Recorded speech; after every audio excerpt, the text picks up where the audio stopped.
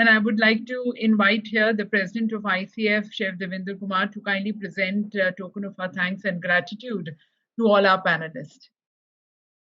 OC committee, I would like to thank eminent panelists, and we are really indebted to have you personally present here. And some of you I had to request at the last moment. Thank you very much. I think big round of applause for all these big personalities, and thank you for giving us words of wisdom. I think very interesting session though. A lot of words of wisdom for fraternity. I'm sure they will.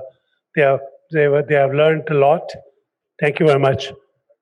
As a token of regards, I'd like to present you a small.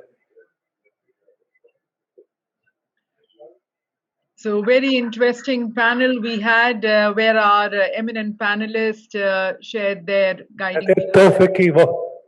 तोहफे की कीमत नहीं, वक्त की नज़ाकत देखी जाती है.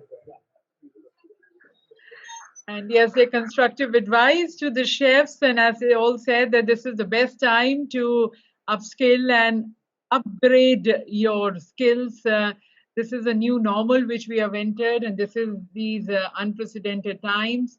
It's going to be more of the survival of the fastest and not just the toughest. So be agile.